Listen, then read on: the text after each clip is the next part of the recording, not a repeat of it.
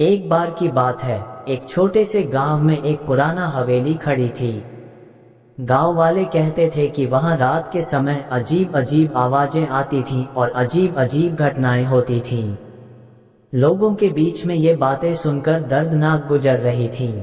एक दिन गांव के एक युवक नामकरण का प्रस्ताव लाया कि वह हवेली में रात बिताएं और यह सब छूमंतर बातें सच्चाई हैं या नहीं, उसे पता लगाने का प्रयास करें।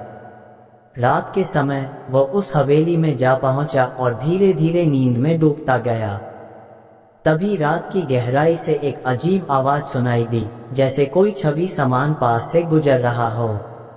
युवक डरकर उठा और अपनी आंखों से एक सफेद साड़ी में एक स्त्री की आत्मा देखी।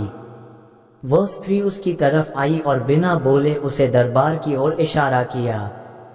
युवक डर के मारे दरबार में पहुंचा और वहां देखा कि हवेली के मालिक की आत्मा भी मौजूद है। उनकी आत्माएं बातचीत कर रही थीं। स्थानीय भूत प्रेतों की कहानियों के मुताबिक हवेली में दो प्यार करने वाले युवक और युवती की मौत हो गई थी और वे अब आत्माएं बनकर मिलकर रह रहे थे।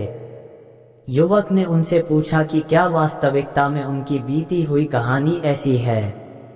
तब वे आत्माएं हंसते हुए गांव वालों की कहानियों का मजाक उड़ाती हुई गाईं और फिर आवाज बुलंद होकर गाईं, हमारी कहानी में मस्ती और मौज है।